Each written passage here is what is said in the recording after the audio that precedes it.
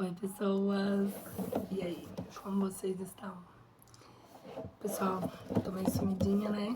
Hoje acho que a voz melhorou. Vamos ver se a gente consegue fazer uma leitura um pouco mais longa, que ontem a gente não conseguiu passar de 20 minutos. Mas então vamos lá. Hoje nós vamos ler o Céu e Inferno. Continuando a leitura do Céu e Inferno, né? A gente tava lendo sobre cartas dos espíritos felizes já desencarnados que puderam nos contar como foi lá, né? E nós iríamos contar sobre o Dr. Vignal, antigo membro da Sociedade de Paris, morto em 27 de março de 1865. Na véspera do sepultamento, um sonâmbulo muito lúcido e que vê muito bem os espíritos, solicitado para se transportar junto dele, disse o via respondeu. E dizer-se o via respondeu: vejo um cadáver no qual se opera um trabalho extraordinário. Dir-se-ia uma massa que agita e como uma força que faz esforços para dela se liberar, mas que tem dificuldade para vencer a resistência. Eu não distingo a forma do espírito bem determinada. Ele foi evocado na Sociedade de Paris em 31 de março. Caro senhor Vignal, todos os vossos antigos colegas da Sociedade de Paris conservam de vós a melhor recordação, e eu, em particular, as excelentes relações que não cessaram entre nós. Em vos chamando em nosso meio, temos primeiro por objetivo dar-vos um testemunho de simpatia e ficaremos muito felizes se consentirdes ou puderdes vir conversar conosco. Caro amigo e digno mestre, a vossa boa lembrança e os vossos testemunhos de simpatia me são muito sensíveis. Se hoje posso vir a vós e assistir livre e desligado a esta reunião de todos os nossos bons amigos e irmãos espíritas, é graças ao vosso bom pensamento e à assistência que as vossas preces me trouxeram. Como dizia com justeza o meu jovem secretário, eu estava impaciente para me comunicar desde o começo desta noite.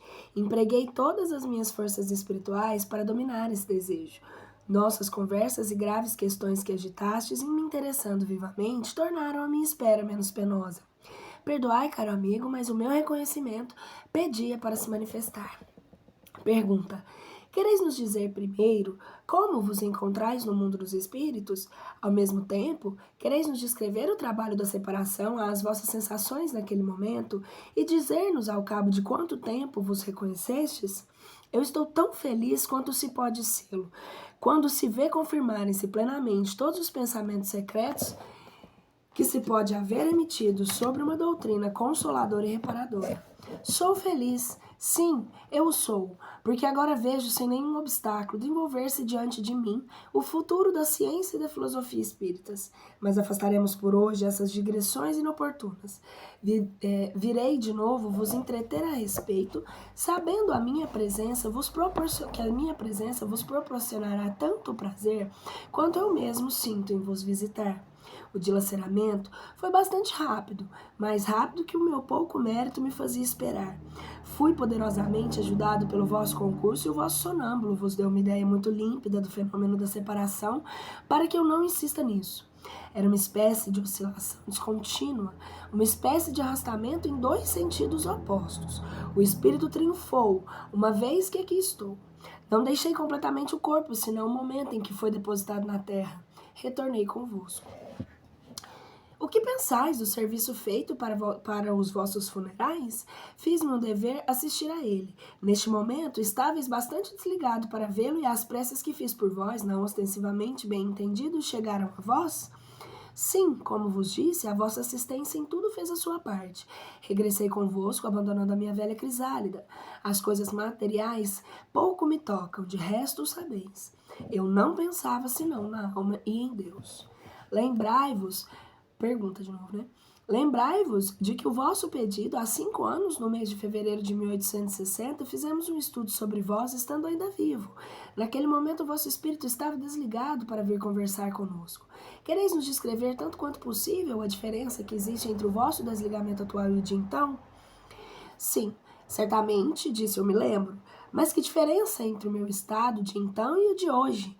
Então a matéria me constrangia ainda com a sua rede inflexível.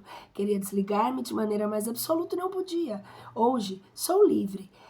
Um vasto campo, o do desconhecido, abre-se diante de mim, e eu espero com vossa ajuda e a dos bons espíritos, aos quais me recomendo, avançar e me penetrar o mais rapidamente possível dos sentimentos que ele faz sentir, e dos atos que é necessário cumprir para transpor o caminho da minha prova e merecer o mundo das recompensas.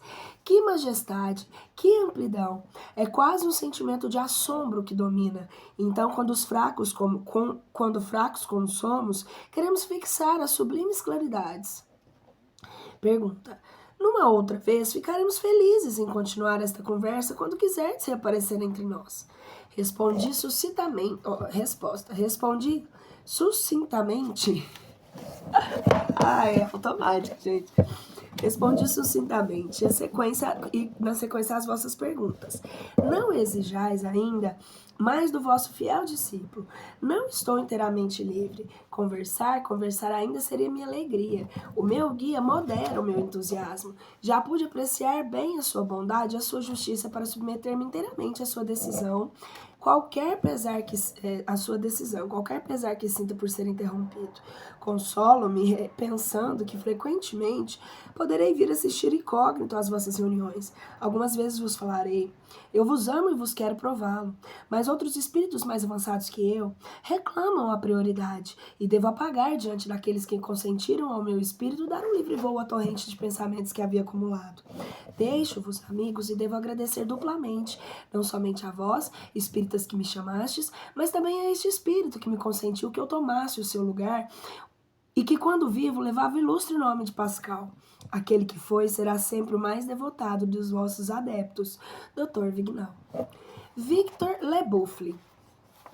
Jovem piloto da Barra, no porto de Havre, morto com a idade de 20 anos. Morava com sua mãe pobre, pequena e comerciante, a quem prodigalizava os mais ternos e afetuosos cuidados e que sustentava com o produto seu rude trabalho.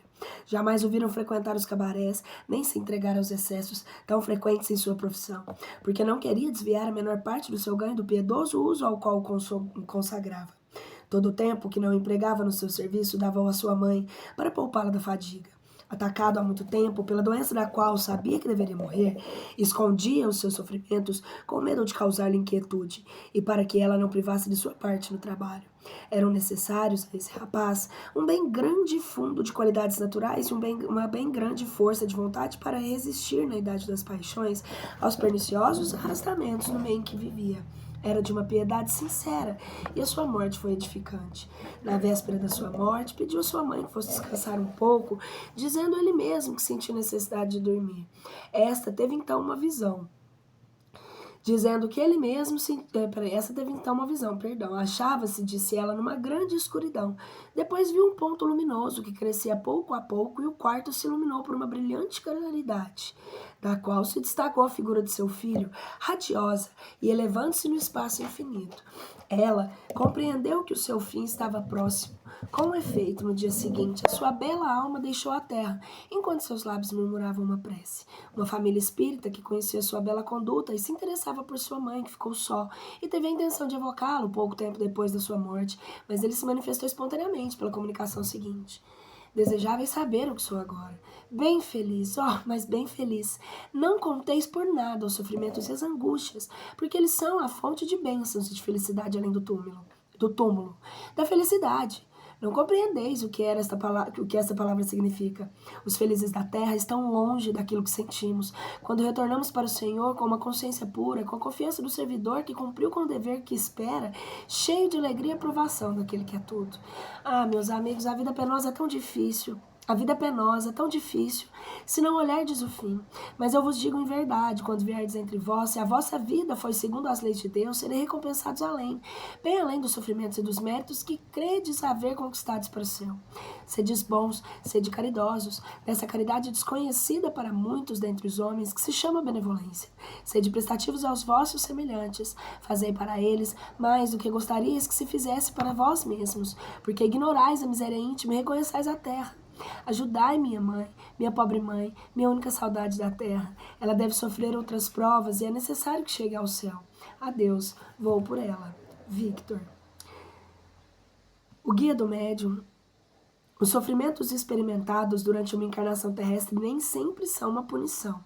Os espíritos que pela vontade de Deus vêm cumprir uma missão na terra, como aquele que acaba de se comunicar convosco, ficam felizes por sofrerem males, que para os outros são uma expiação.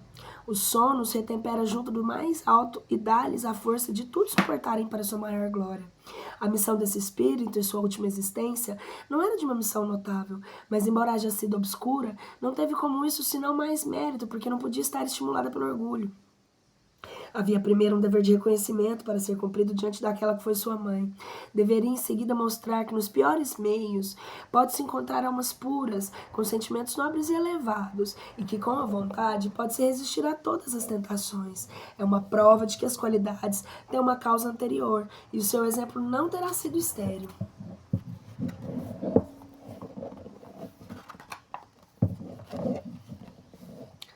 Sr. Anais Gordon.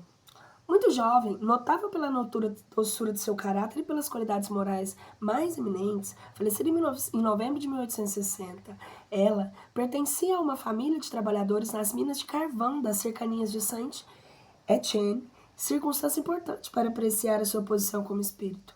Evocação. Estou aqui. Pergunta. Vosso marido e vosso pai pediram-me para vos chamar, e ficaram felizes tendo uma comunicação vossa. Também estou bem feliz em dá-la. Por que fostes arrebatada tão jovem da afeição de vossa família? Porque terminei as minhas provas terrestres. Ides vê-los algumas vezes? Eu estou frequentemente perto deles. Sois feliz como espírito? Eu sou feliz, eu tenho esperança, eu espero, eu amo. Os céus não têm mais espanto para mim. Espero com confiança e amor que as asas brancas me abram caminho. Que entendeis por essas asas? Entendo tornar-me espírito puro e resplandecer como os mensageiros celestes que me ofuscam. As asas dos anjos, arcanjos e serafins, que são espíritos puros, evidentemente, não são senão um atributo imaginado pelos homens, faz pintar a rapidez com a qual se transportam, porque a sua natureza etérea lhe dispensa qualquer sustentáculo para percorrer os espaços. Entretanto, eles podem aparecer aos homens com esse acessório para responderem ao seu pensamento, como outros espíritos que tomam a aparência que tinham na terra para se fazerem reconhecer. Pergunta. Vossos pais podem fazer alguma coisa que vos seja agradável? Podem. Estes seres queridos não mais se entristecerem pelo quadro de seus pesares, uma vez que sabem que não estou perdida para eles, que o meu pensamento lhes seja doce, leve e perfumado em suas lembranças. Passei como uma flor, e nada triste deve subsistir de minha rápida passagem.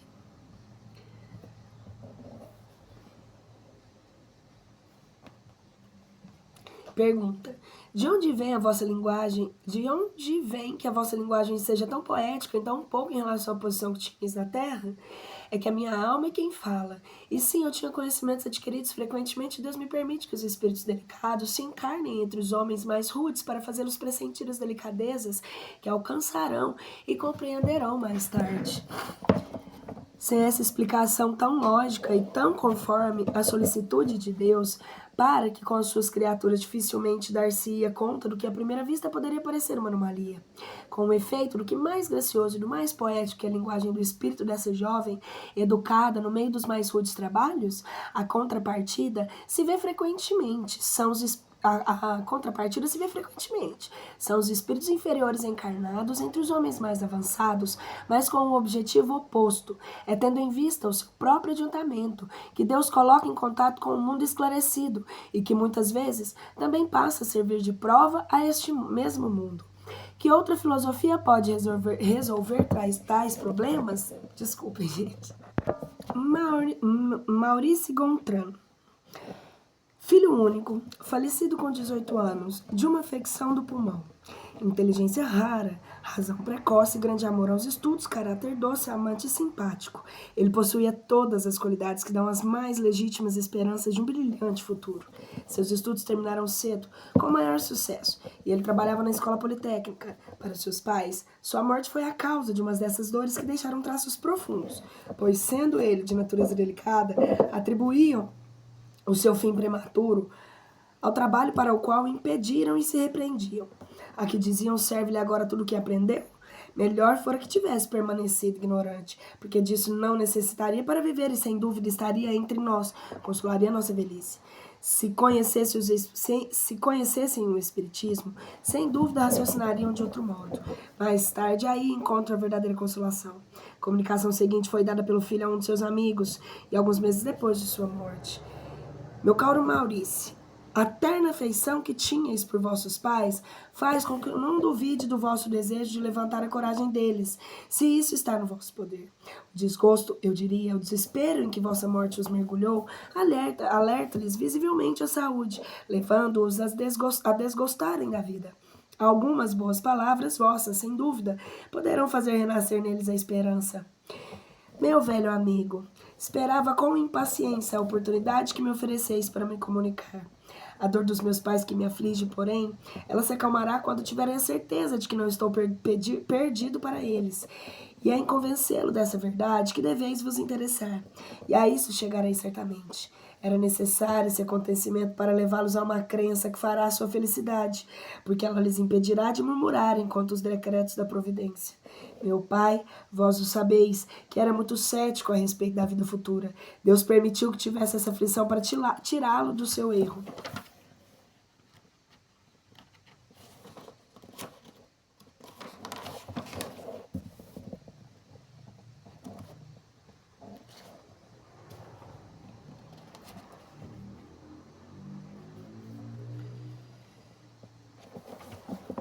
Nós nos reencontraremos aqui neste mundo, onde não mais se conhecem os desgostos da vida, e onde precedi, mas dizer-lhe bem que a satisfação que de ali me reverem lhe será recusada como punição por sua falta de confiança na bondade de Deus. Ser-me-ia mesmo interditado, daqui até lá, comunicar-me com eles enquanto estiverem ainda na terra. O desespero é uma revolta contra a vontade do Todo-Poderoso, e que sempre é punida pelo prolongamento da causa que levou a esse desespero, até que se esteja, enfim, submisso. O desespero é um verdadeiro suicídio, porque mina as forças do corpo, e aquele que abrevia os seus dias com o pensamento de escapar mais cedo às opressões da dor, prepara para si as decepções mais cruéis. Ao contrário, deve-se revigorar o corpo, a fim de suportar mais facilmente o peso das provas. Meus bons pais, é a vós que me dirijo.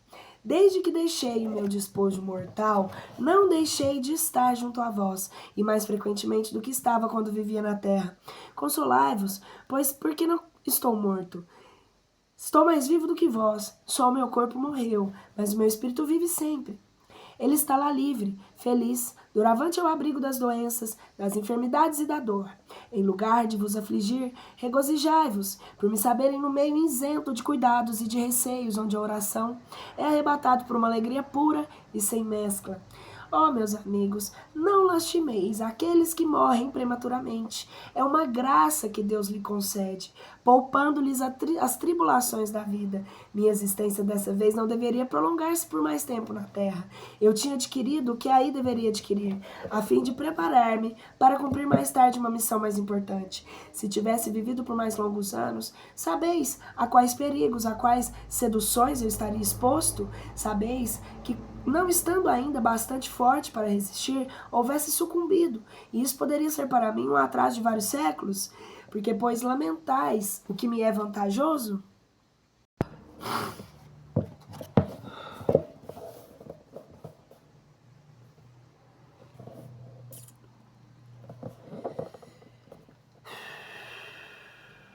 Porque, pois, lamentais o que me é vantajoso?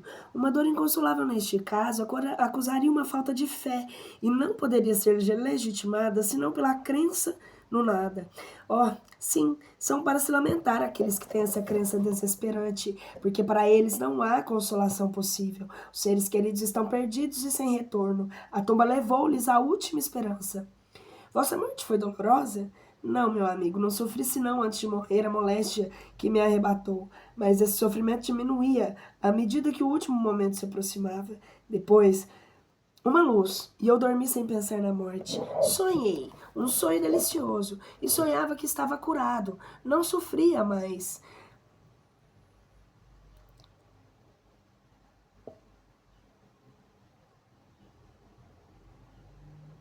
Respirava a plenos pulmões e com volúpia um ar embalsamado e fortificante.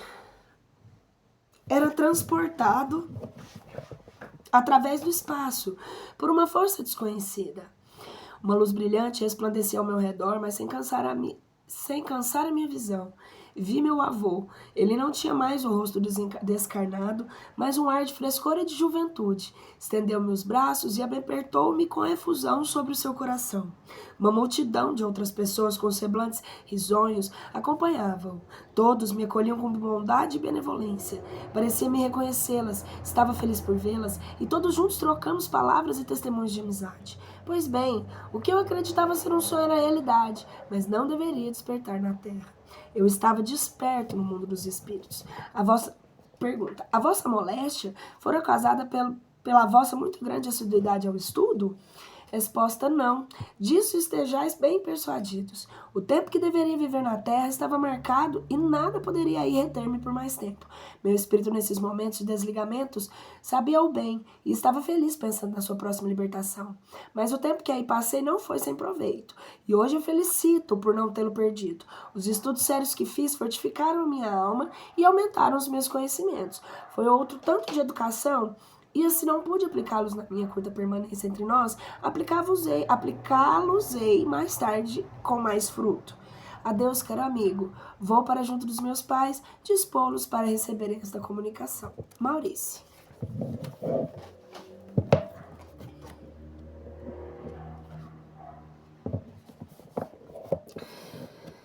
Agora nós vamos... depois dessas primeiras comunicações, nós vamos falar com espíritos numa comunicação. Nós vamos ler sobre os espíritos numa comunicação mediana, capítulo 3. Eu acredito, se a gente for olhar aqui, então, a segunda parte.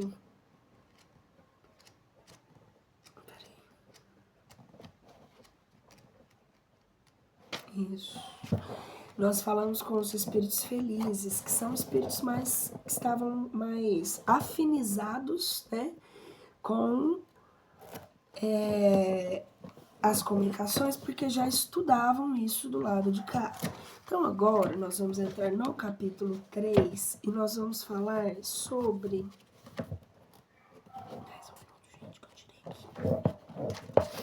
os espíritos numa condição mediana. Vamos ver o que é, né?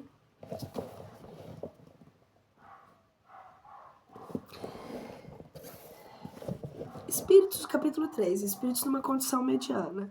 Joseph Bray. Falecido em 1840, evocado em Bordeaux em 1862 por sua neta. O homem honesto, segundo Deus ou segundo os homens. Caro avô, quereis dizer-me que estáis entre os espíritos e dar-me alguns detalhes instrutivos para nosso adiantamento?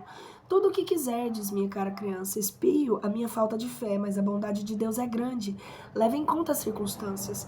Eu sofro, mas não como poderás entendê-lo, mas de desgosto por não ter empregado bem o meu tempo na terra. Como não empregastes bem? Sempre vivestes como um homem honesto. Sim, do ponto de vista dos homens, mas há um abismo entre o homem honesto diante dos homens e o homem honesto diante de Deus. Queres instruir-te, querida criança, vou tratar de fazer-te sentir a diferença. Entre vós é considerado homem honesto quando ele respeita as leis do seu país, respeito elástico para muitos, quando não faz mal ao seu próximo, tomando-lhe ostensivamente o seu bem, mas frequentemente lhe toma a honra e a sua felicidade sem escrúpulo, no momento em que o código ou a opinião pública não podem alcançar o culpado hipócrita. Quando não se pode fazer gravar sobre a sua pedra o tumular o lenga-lengas de virtudes que lhe são louvadas, crendo haver pago sua dívida à humanidade. Que erro! Perdão. Não basta para ser honesto diante de Deus não ter infringido as leis dos homens. É necessário, antes de tudo, não ter transgredido as leis divinas. O homem honesto diante de Deus é aquele que, cheio de devotamento e de amor, consagra sua vida ao bem, ao progresso dos seus semelhantes. Aquele que, animado de um zelo aurido no objetivo, é ativo na vida, ativo para cumprir a tarefa material que lhe foi imposta, porque deve ensinar aos seus irmãos o amor ao trabalho. Ativo na vida nas boas obras, porque não deve esquecer que é apenas um servidor ao qual o Senhor pedirá contas um dia do emprego ao seu tempo, ativo no objetivo, porque deve pregar pelo exemplo o amor ao Senhor e ao próximo.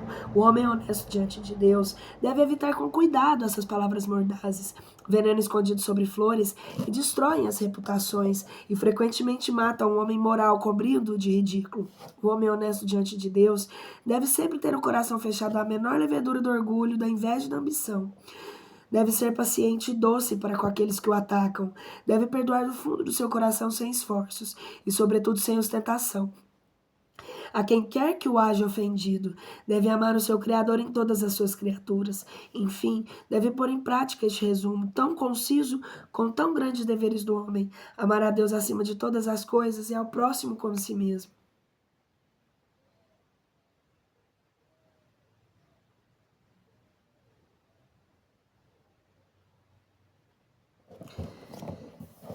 Eis, querida criança, com pouca diferença, o que deve ser o homem honesto diante de Deus? Pois bem, eu fiz isso tudo? Não, faltei a muitas dessas condições. Eu confesso, aqui sem corar. Não tive uma atividade que o homem deve ter. O esquecimento do Senhor me arrastou a outros esquecimentos que, por não serem passíveis das leis humanas, não são menos de prevaricações às leis de Deus.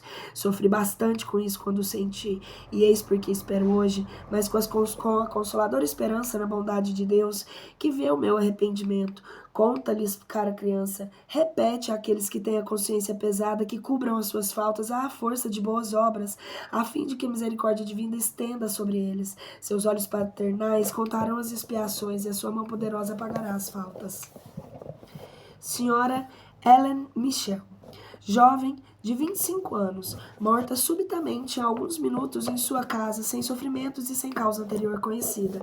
Era rica, um pouco frívola, e em consequência de leviandade de seu caráter, ocupava-se de futilidades da vida do que das coisas sérias. Apesar disso, seu coração era bom, ela era serena, benevolente e caridosa. Evocada 3 dias depois da sua morte, por pessoas que a conheceram, exprimiu-se assim: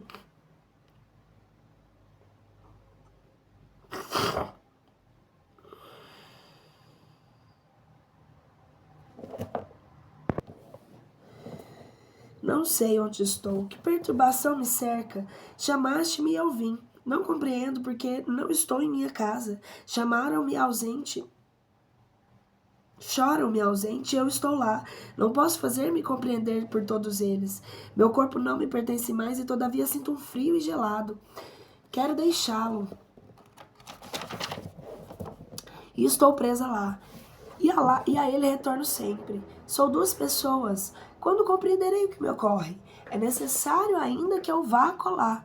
Meu outro eu, em que se tornará eu ausente? Adeus. O sentimento da dualidade, que ainda não está destruído por uma separação completa, aqui é evidente. Caráter pouco sério, sua posição de fortuna, permitindo-lhe satisfazer os seus caprichos, devia favorecer as suas tendências à leviandade.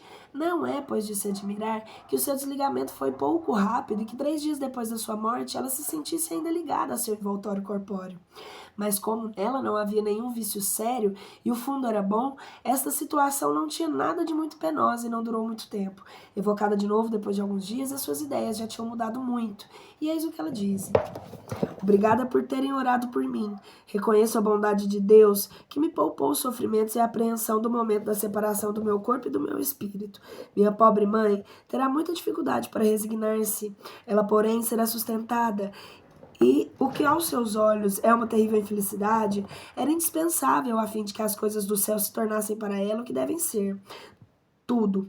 Estarei junto a ela até o fim da sua prova terrestre e ajudarei a suportá-la. Não sou infeliz, mas tenho ainda muito a fazer para avançar a ter a morada feliz.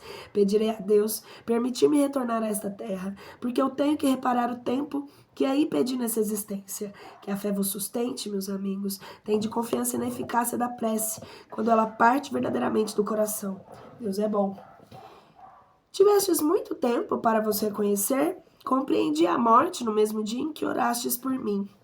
Este estado de perturbação era de sofrimento? Não, eu não sofria. Acreditava sonhar e esperava o despertar. Minha vida não foi isenta de dores, mas todo ser encarnado nesse mundo deve sofrer. Resignei-me com a vontade de Deus e ele deve ter levado isso em consideração. Eu vos sou reconhecida pelas preces que me ajudarão a reconhecer-me. Obrigada. Sempre retornarei com prazer. Adeus, Helena. O Marquês de Saint-Pol, falecido em 1860, evocado a pedido da sua irmã, membro da Sociedade de Paris, em 16 de maio de 1861. Evocação. Aqui estou. A senhora, vossa irmã, pediu-nos para nos se evocar. Embora seja médium, mas não está ainda bastante formada para estar bem segura de si mesma. Tratarei de responder o melhor possível. Ela deseja saber primeiro se sois feliz. Estou errante e esse estado transitório nunca traz nem felicidade, nem castigo absoluto. Tivestes muito tempo para vos reconhecer? Permaneci muito na perturbação, e dela não saí senão para bem dizer a piedade daqueles que não me esqueceram e oram por mim. Podeis avaliar a duração dessa perturbação? Não. Quais foram aqueles dos vossos parentes que reconhecestes primeiro? Reconheci minha mãe e meu pai, que ambos que receberam-me no despertar. Eles me iniciaram na nova vida. De onde vem, no fim de vossa moléstia, vossa moléstia, parecieis conversar com aqueles que tinhais amado na terra? Porque tive, antes de morrer, a revelação do mundo que iria habitar. Fui vidente antes de morrer, e os meus olhos foram velados na separação definitiva do corpo, porque os laços carnais eram ainda muito vigorosos. 7. Ocorreu que as vossas lembranças da infância pareciam vos retornar de preferência?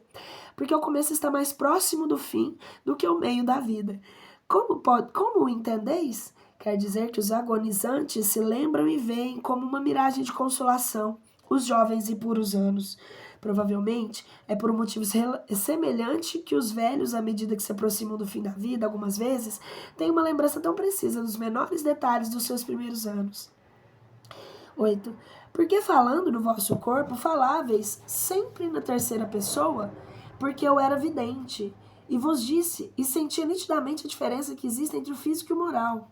Essas diferenças, unidas entre si pelo fluido da vida, tornam-se bem acentuadas aos olhos moribundos e clarividentes. Aí está uma particularidade singular que a morte deste senhor apresentou. Nos seus últimos momentos, ele dizia sempre: ele tem sede, é necessário dar-lhe de beber. Ele tem frio, é preciso aquecê-lo. Ele sofre em tal lugar, etc. E quando se lhe dizia, mas sois vós que tendes sede, respondia, não é ele.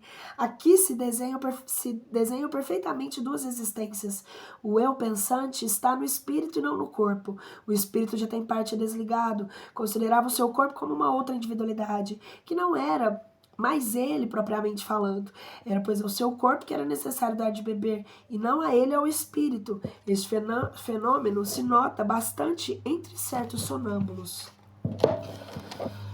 O que dissestes do vosso estado errante e da duração da vossa perturbação levaria a crer que não sois muito feliz, e as vossas qualidades, no entanto, deveriam fazer supor o contrário. Há, aliás, espíritos errantes que são felizes como os infelizes. Eu estou num estado transitório. As virtudes humanas adquirem aqui o seu verdadeiro valor. Sem dúvida, meu estado é 1000 vezes preferível ao da encarnação terrestre, mas sempre carreguei em mim as aspirações do verdadeiro bem e do verdadeiro belo. E minha alma não estará satisfeita se não voar para os pés do Criador. Senhor Cardon, médico. São cartas, né, gente, de evocações, que foram perguntas, né? O senhor Cardon passa uma parte da sua vida da marinha mercante na qualidade de médico de baleeiro, onde auriu hábitos e ideias um pouco materiais. Retirado na aldeia de Jota e reticências, ali exercia a modesta profissão de médico do campo. Havia algum tempo, adquirira a certeza de que estava afetado de uma hipertrofia do coração, e sabendo que essa moléstia é incurável, o pensamento da morte mergulhou numa sombria melancolia, da qual nada podia distraí-lo. Em torno de 2 meses antes, predisse o seu fim marcando o dia. Quando se viu prestes a morrer, reuniu a sua família ao seu redor para dar-lhe o último adeus. Sua mulher, sua mãe, seus 3 filhos e outros parentes estavam reunidos ao redor do seu leito. No momento em que a sua mulher tentava erguê-lo, ela se abaixou e de um azul lívido. Seus olhos se fecharam e foi julgado morto. Sua mulher colocou-se diante dele para esconder esse espetáculo de seus filhos. Depois de alguns minutos, ele reabriu os olhos. Seu rosto, por assim dizer, iluminado, tornou uma expressão de radiosa beatitude e exclamou: meus filhos, quando é belo, quanto é sublime! A morte, que benefício, que coisa doce! Estava morto e sentia minha alma elevar-se bem alto. Bem alto, mas Deus permitiu-me retornar para vos dizer: não deveis temer a morte, é a libertação. Que não posso vos pintar a magnificência do que vi e as impressões das quais me senti penetrado, mas não poderíeis compreendê-lo. Ó, meus filhos, conduzi-vos sempre de maneira a merecer essa inefável felicidade, reservada aos homens de bem, vivei segundo a caridade. Se tendes alguma coisa, dai parte dela àqueles a quem falta o necessário. Minha querida mulher, deixo-te uma posição que não é feliz. Devem-nos dinheiro, mas isso te conjuro, não atormenteis aqueles que nos devem.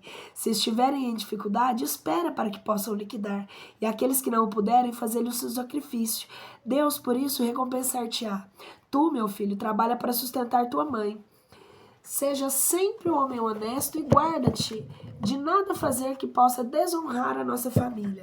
Torna-te a cruz que vem de minha mãe. Não deixeis nunca e que ela te lembre sempre os meus últimos conselhos. Meus filhos, ajudai-vos e sustentai-vos mutuamente e que a boa harmonia reine entre vós. Não sede nem vãos nem orgulhosos. Perdoai aos vossos inimigos, se quereis que Deus vos perdoe. Depois, tendo feito seus filhos se aproximarem, estendeu suas mãos para eles e acrescentou: meus filhos, eu vos abençoo. E seus olhos se fecharam de vez para sempre, mas seu rosto conservou uma expressão tão imponente que até no momento do seu sepultamento uma numerosa multidão veio contemplá-lo com admiração. Tendo-nos sido transmitida entre esses interessantes detalhes por um amigo da família, pensamos que essa evocação poderia ser instrutiva para todos, ao mesmo tempo que seria útil ao espírito.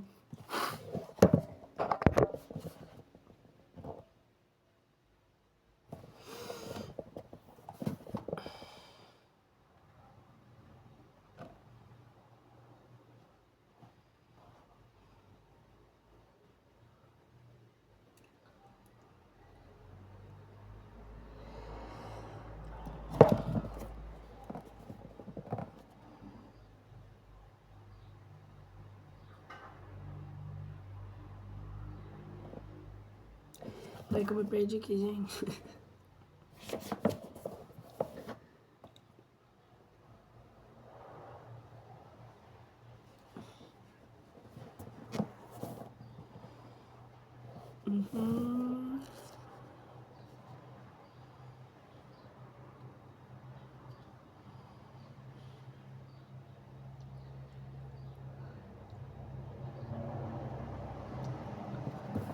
Me perdi.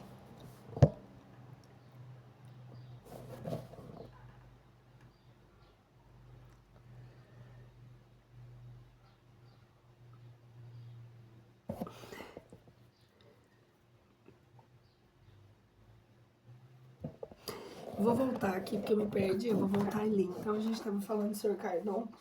Vou voltar aqui quando ele fala que havia algum tempo adquirir a certeza de que estava afetado de uma hipertrofia do coração e sabendo que essa moléstia é incurável, o pensamento de morte se mergulhou numa sombria melancolia da qual não podia nada distraí-lo. Em torno de 2 meses antes predisse o seu fim, marcando o dia. Quando se viu prestes a morrer, reuniu sua família ao redor para dar-lhe seu último adeus. Sua mulher, sua mãe, seus 3 filhos e outros parentes estavam reunidos ao redor de seu leito. No momento em que sua mulher tentava erguê-lo, ele se abaixou, tornou-se um azul lívido e seus olhos se fecharam e foi julgado morto. Sua mulher colocou-se diante dele para esconder esse espetáculo de seus filhos. Depois de alguns minutos, ele reabriu os olhos. Seu rosto, por assim dizer, iluminado, tornou uma expressão de radiosa beatitude e exclamou: ó, meus filhos, quanto é belo! Quanto é sublime! A morte, que benefício, que coisa doce! Estava morto e sentia minha alma elevar-se bem alto, mas Deus permitiu-me retornar para vos dizer: não deveis temer a morte, a libertação, que não posso vos pintar a magnificência do que vi, as impressões das quais me senti penetrado, mas não poderíeis compreendê-lo, meus filhos. Conduzi-vos sempre de maneira a merecerem essa inefável felicidade, reservada aos homens de bem. Vivei segundo a caridade. Se tendes alguma coisa, dai uma parte dela dela àqueles a quem falta o necessário. Minha querida mulher, deixo-te uma posição que não é feliz. Devem-nos dinheiro, mas a isso te conjuro. Não atormenteis aqueles que nos devem. Se estivessem em dificuldade, espera para que possam liquidar aqueles que não puderem fazer o sacrifício. Deus, por isso, recompensar-te-á. Tu, meu filho, trabalha para sustentar tua mãe. Seja um homem honesto e guarda-te de nada fazer para desonrar a nossa família. Toma essa cruz que vem de minha mãe e não a deixes nunca. E que ela te lembre sempre dos meus últimos conselhos. Meus filhos, nossa, eu voltei muito. Ajudar, lembra sempre do que eu falo. Se a gente volta é porque precisa. Não deixeis nunca que ele te lembre dos seus últimos conselhos. Meus filhos, ajudai-vos e sustentai-vos mutuamente, que a boa harmonia reine entre vós. Não sede nem vãos, nem orgulhosos. Perdoai aos vossos inimigos, se quiseres que Deus vos perdoe. Depois, tendo feito seus filhos se aproximarem, estendeu as mãos para eles e acrescentou: Meus filhos, eu vos abençoo. E seus olhos se fecharam de vez para sempre, mas o seu rosto se conservou uma expressão tão imponente que até o momento de seu sepultamento uma numerosa multidão veio contemplá-lo com admiração. Tendo-nos sido transmitido esses interessantes detalhes por um amigo da família, pensamos que essa evocação poderia ser instrutiva para todos, ao mesmo tempo seria útil ao espírito. Vamos a perguntas. Relataram nos vossos últimos instantes que nos arrebataram de admiração. Poderíeis ser o bastante bom para nos descrever, melhor do que não o fizestes, o que vistes no intervalo do que poderíamos chamar de vossas duas mortes? O que eu vi? E poderias compreendê-lo? Não o sei, porque não poderia encontrar expressões capazes de tornar compreensível o que pude ver durante alguns instantes em que me foi possível deixar os meus despojos mortais. Deste-vos conta de onde estivestes? Foi longe da Terra, num outro planeta ou no espaço? O espírito não conhece o valor das distâncias, tais como as considerais. Transportado por não sei qual agente maravilhoso, viu o resplendor de um céu, como só nos sonhos poderia realizar. Esse recurso, através do infinito, é feito tão rapidamente que eu não posso precisar os instantes empregados pelo meu espírito. Atualmente, gozais da felicidade em que entrevistes? Não. Eu bem que gostaria de poder gozá-la, mas Deus não pode me recompensar assim. Muito frequentemente estive revoltado com os pensamentos benignos que meu coração ditava, e a morte me parecia uma injustiça. Médico incrédulo, Aurira na arte de curar, uma versão contra a segunda natureza, que é o nosso movimento inteligente, divino. A imortalidade da alma era uma ficção própria para seduzir as naturezas pouco elevadas. Todavia, o vazio me apavorava, porque maldisse muitas vezes esse agente misterioso que fere sempre. A filosofia me perdera, sem me fazer compreender toda a grandeza do eterno, que sabe repartir a dor e a alegria para o ensinamento da humanidade. Quando de vossa morte verdadeira vos reconhecestes logo? Não reconheci-me durante a transição, ao que o meu espírito sujeitou-se para percorrer lugares etéreos, mas depois da morte real não foram necessários alguns dias para meu despertar. Deus me concedera uma graça. Vou dizer-vos a razão. Minha incredulidade, a primeira, não existia mais. Antes da minha morte, eu crera, porque depois que sondara cientificamente a matéria pesada que me fazia enfraquecer ao termo das razões terrestres, não encontrara senão a razão divina. Ela me inspirara, consolara, e a minha coragem era mais forte do que a dor. Eu bendizia o que amaldiçoara. O fim parecia libertação. O pensamento de Deus é grande com o mundo. Que suprema consolação na prece, que dá enternecimentos inefáveis. Ela é o elemento mais seguro da nossa natureza imaterial. Por ela compreendi e acreditei firmemente, soberanamente. E foi isso que Deus, escutando as minhas ações benignas, consentiu em me recompensar antes de acabar a minha encarnação. Poder-se-ia dizer que é a primeira vez que estavas morto? Sim e não. Tendo o espírito deixado o corpo, naturalmente a carne expirava, mas retomando a posse de minha morada terrestre, a vida retornou ao corpo que sofrera numa transição, um sono. Nesse momento, sentíeis laços que vos ligavam ao vosso corpo? Sem dúvida. O espírito tem um laço difícil de quebrar. Lhe é necessário o último esternecimento da carne para reentrar em sua vida natural. Como ocorre que, quando de vossa morte aparente durante alguns minutos, o vosso espírito pode se desligar instantaneamente sem perturbação, ao passo que a morte real foi seguida de uma perturbação de vários dias? Parece que no primeiro caso, os laços entre a alma e o corpo subsistindo mais do que no segundo, o desligamento deveria ser mais lento, e foi ao contrário. Frequentemente, fizestes evocação de um espírito encarnado e dele recebestes respostas reais. Eu estava na posição desse espírito. Deus me chamou e seus servidores me disseram: vinde, e eu obedeci, agradeci a Deus pela graça especial que me consentiu fazer-me, pude ver o infinito da sua grandeza e dele me dei conta. Obrigado a vós que antes da morte real me permitistes ensinar aos meus para que eles tenham boas e justas encarnações. 9. De onde provinham as belas e boas palavras que, quando vosso retorno à vida, endereçastes à vossa família? Elas eram reflexo do que viram e ouviram. Os bons espíritos inspiravam a minha voz e animavam o meu rosto. Que impressão credes que a vossa revelação fez sobre os assistentes e sobre os vossos filhos em particular? Impressionante e profunda. A morte não é mentirosa. Os filhos, por ingratos que possam ser, inclinam-se diante da encarnação que termina. Se eu pudesse enquadrilhar o coração dos filhos junto de uma tumba entreaberta, não se sentiria bater senão sentimentos verdadeiros, tocados profundamente pela mão secreta dos espíritos que dizem a todos os pensamentos: tremeis se estáis na dúvida, a morte é a reparação, a justiça de Deus. E eu vos asseguro, apesar dos incrédulos, meus amigos e a minha família creram nas palavras que a minha voz pronunciou antes de morrer. Eu era intérprete de um outro mundo.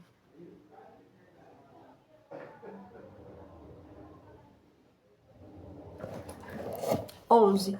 Dissestes que não gozais da felicidade que vislumbrastes e que sois infeliz? Não. Uma vez que acreditava antes de morrer, isso é a minha alma e consequência. A dor constrange nesse mundo, mas reabilita para o futuro espírita.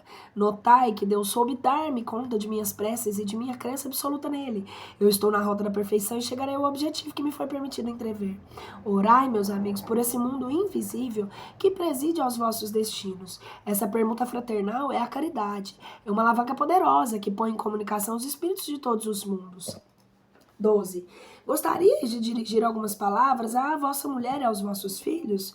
Peço a todos os meus crerem em Deus poderoso, justo e imutável, na prece que consola e alivia, na caridade que é o ato mais puro de encarnação humana, que se lembrem que se pode dar pouco. O óbolo do pobre é o mais meritório diante de Deus, que sabe que um pobre dá muito em dando pouco. É necessário que o rico dê muito e frequentemente para merecer tanto quanto ele. O futuro é a caridade, a benevolência em todas as ações. É acreditar que todos os espíritos são irmãos, não se prevalecendo jamais de todas as pueris vaidades. Família bem-amada, tereis duras provas, mas aprendei a suportá-las corajosamente, pensando que Deus vos vê. Dizei frequentemente esta prece: Deus de amor e de bondade, que dá tudo e sempre, concedei-nos nessa força que não recua diante de nenhuma pena. Tornai-nos bons, doces e caridosos, pequenos pela fortuna e grandes pelo coração. Que o nosso espírito seja espírita na terra, para melhor vos compreender e vos amar. Que o vosso nome, ó meu Deus, emblema de liberdade, seja o objetivo consolador de todos os oprimidos e de todos aqueles que têm necessidade de amar, de perdoar e de crer. Cardon. Essa próxima. Eric Stanislas. Comunicação espontânea. Sociedade, Paris, agosto de 1863.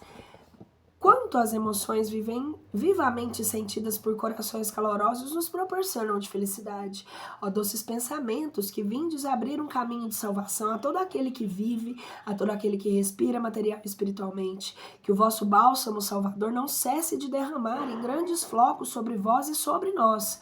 Que expressões escolher para traduzir a felicidade que sentem todos os vossos irmãos de além-túmulo na contemplação do puro amor que vos une a todos? Ah, irmãos, quanto bem por toda parte, quantos doces pensamentos elevados e simples como vós, como a vossa doutrina, estáis chamados a semear na longa rota que tendes ainda a percorrer, mas também quanto tudo isso vos será tributado antes mesmo do momento em que vós a isso teríeis dito. A tudo assisti essa noite, escutei, ouvi, compreendi e vou poder também, ao meu turno, cumprir o meu dever de instruir a classe dos espíritos imperfeitos. Escutai, estou longe de ser feliz, mergulhado na imensidade do infinito. Os meus sofrimentos eram tanto mais vivos que eu não podia dar-lhes uma conta exata. Deus seja bendito, permitiu vir num santuário que não podem impunemente transpor os maus. Amigos, quanto vos sou reconhecido, quanto auria de forças entre vós. Homens de bem, reuni-vos frequentemente, instruí, porque não podeis suspeitar o quanto trazem frutos todas as reuniões sérias que tendes entre vós.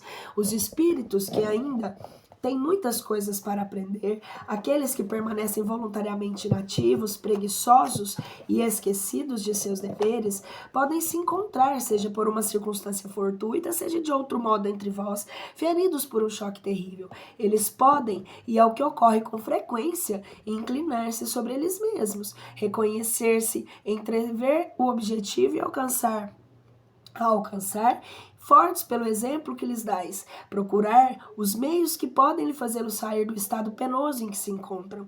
Eu me retorno com uma bem grande felicidade, o intérprete das almas sofredoras, porque aos homens de coração que me dirijo, e sei não ser repelido. Recebei, pois, uma vez, ó homens generosos, a expressão do meu reconhecimento particular e de todos os nossos amigos a quem fizestes, talvez, sem disso suspeitar tanto bem. Eric Stanislas, o guia do médium. Meus filhos, é um espírito que foi muito infeliz, porque esteve por muito tempo perdido. Agora compreendeu os erros e está arrependido. E, enfim, voltou seus olhos para Deus, que havia desconhecido. Sua posição não é de felicidade, mas ele isso aspira e não sofre mais. Deus permitiu-lhe vir escutar depois para uma esfera inferior instruir e fazer avançar espíritos. Depois ir para uma esfera inferior, instruir e fazer avançar os espíritos, que como ele, transgrediram as leis do Eterno. É a reparação que lhe é perdida. Doravante, conquistará a felicidade, porque dela se tem a vontade.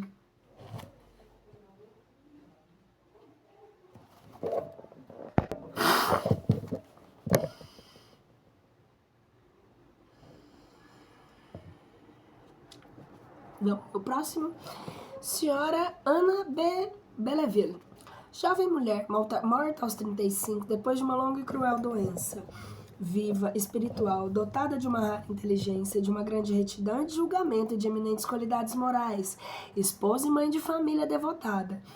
Tinha, por outro lado, uma força de caráter pouco comum e um espírito fecundo, além de recursos, que trazia sempre a coberto das mais críticas eventualidades da existência.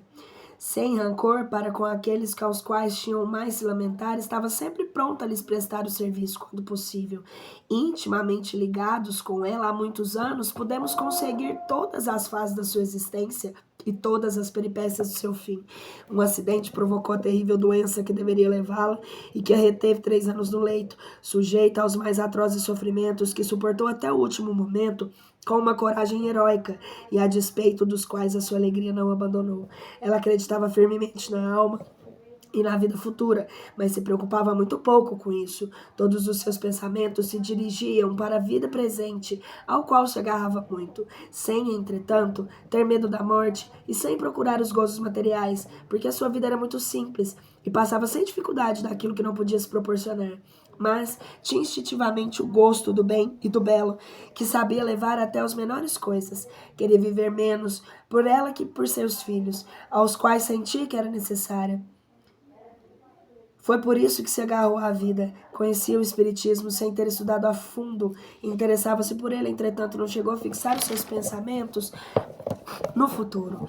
Era-lhe uma ideia verdadeira, mas que não deixava nenhuma impressão profunda do seu espírito, e que ela fazia de bem, que o resultado era um movimento natural, espontâneo, e não inspirado pelo pensamento de uma recompensa de penas futuras. Já havia muito tempo, seu estado era desesperador, e se esperava um momento ou outro vê-la partir, ela própria não se iludia. Um dia que o seu marido estava ausente, sentiu-se desfalecer e compreendeu que a sua hora chegara. Sua visão estava velada, a perturbação a invadia, e ela experimentava todas as angústias da separação.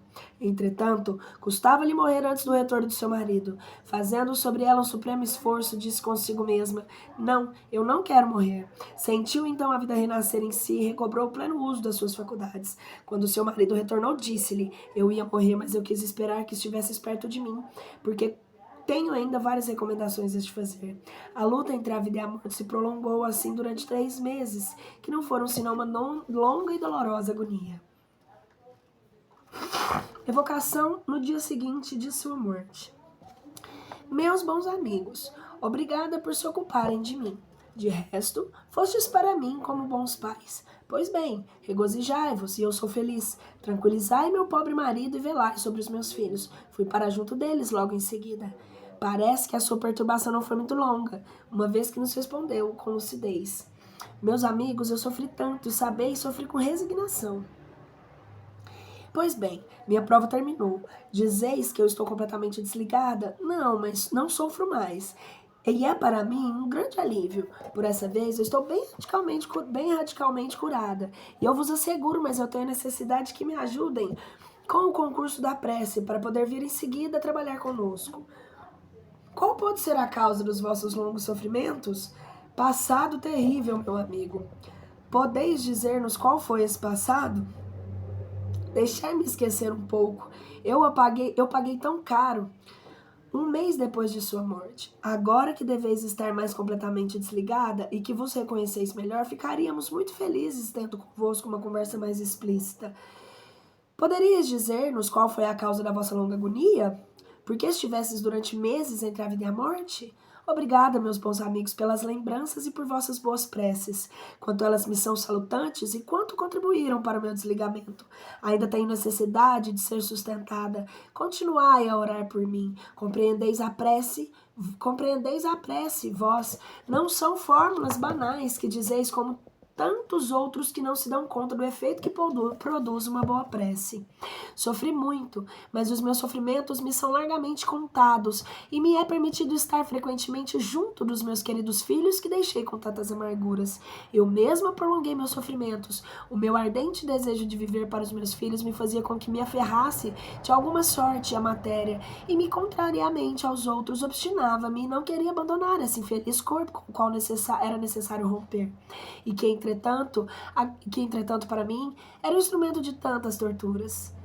Eis a verdadeira causa da minha longa agonia. Minha doença, os sofrimentos que suportei, a expiação do passado e uma dívida a mais a pagar. Ai de mim, meus bons amigos, se eu vos tivesse escutado que uma mudança na minha vida presente, que abrandamento teria sentido nos últimos instantes e quanto essa separação seria mais fácil, se em lugar de contrariá-la, entregasse-me com confiança e bondade de Deus à corrente que me arrastava. Mas em lugar de considerar o futuro que me esperava, eu não via senão o presente que ia deixar. Quando retornar à terra, serei espírita, eu vos asseguro. Que ciência imensa! Assisto-vos às vossas reuniões, muito frequentemente às instruções que vos são dadas. Se pudesse compreender quando estava na terra, meus sofrimentos seriam bem abrandados. Mas não era chegada a hora. Hoje eu compreendo a bondade de Deus e a sua justiça, mas eu não sou ainda muito avançada para mais me ocupar com as coisas da vida. Meus filhos, sobretudo, a ela me prendem ainda, mas não mais para mimá-los, sim para velar por eles e tratar com que sigam a rota que o Espiritismo trata nesse momento. Sim, meus bons amigos, ainda tenho graves preocupações, uma sobretudo porque o futuro dos meus filhos dela depende.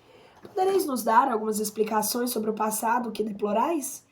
Ai de mim, meus bons amigos, eu estou pronta para confessar-me. Desconheci o sofrimento, vi minha mãe sofrer sem dela ter piedade, tratei-a como doente imaginária, nunca tendo visto a camada, supunha que ela não sofria e ria de seus sofrimentos. Eis como Deus pune. 6 meses depois da sua morte. Agora que tempo bastante longo decorreu desde que deixastes o vosso envoltório terrestre, querem nos descrever a vossa situação e as vossas ocupações do mundo dos espíritos? Durante a minha vida terrestre, eu era o que se chama de um modo geral uma boa pessoa, mas antes de tudo eu gostava do meu bem-estar. Compassiva por natureza, talvez eu não fora capaz de um sacrifício penoso para aliviar um infortúnio. Hoje tudo está mudado. Eu sou sempre eu, mas eu de antigamente sofreu modificações. Eu ganhei com elas. Eu vejo que não há nem classes nem condições outras que o mérito pessoal no mundo dos vossos invisíveis, onde um pobre caridoso e bom está acima do rico orgulhoso que humilhava sobre a sua esmola. Velo especialmente pela classe dos aflitos e pelos tormentos da família, a perda de paz ou de fortuna. Tenho por missão consolá-los e encorajá-los e sou feliz em fazê-los. Ana, uma importante questão que ressalta dos fatos acima é esta. Uma pessoa pode, por um esforço de sua vontade, retardar o momento da separação da alma e do corpo? Resposta do Espírito de São Luís. Esta questão, resolvida de um modo afirmativo e sem restrição, poderia dar lugar a falsas consequências. Certamente um espírito encarnado pode, em certas condições, prolongar a existência corpórea para terminar instruções indispensáveis ou que crê como tais. Isso lhes pode ser permitido, como no caso que aqui se trata, e como disso há muitos exemplos, esse prolongamento de vida não poderia, em todos os casos, ser senão de curta duração, porque não pode ser dado ao homem intervir nas ordens das leis da natureza, nem de provocar um retorno real à vida, quando essa chega ao seu termo. Não é senão uma suspensão condicional da pena momentânea. Entretanto, da possibilidade do fato, não será possível concluir que possa ser geral, nem crer que depende de cada um prolongar assim a sua existência.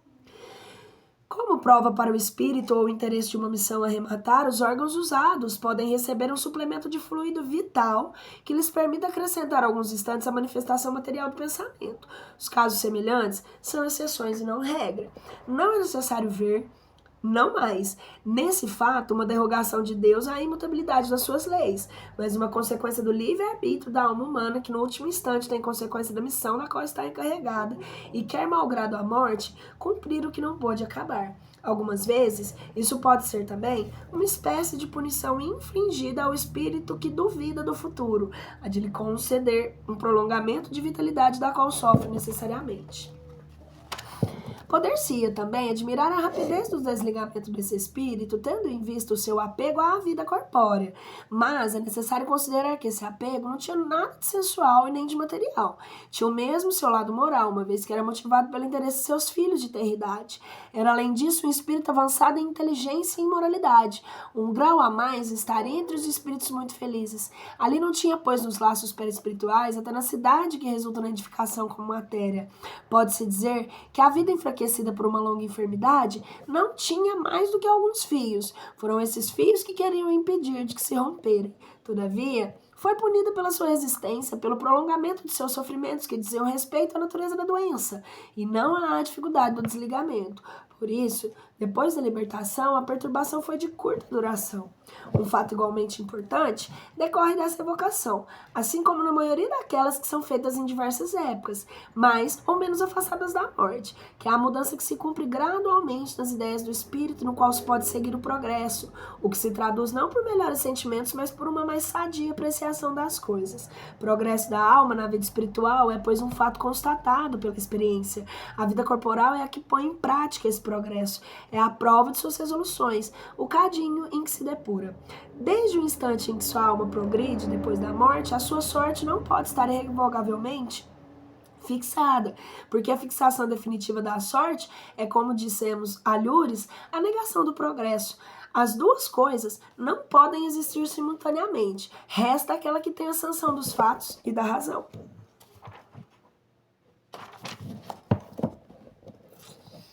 Semana que vem continuamos com os espíritos sofredores. Tchau!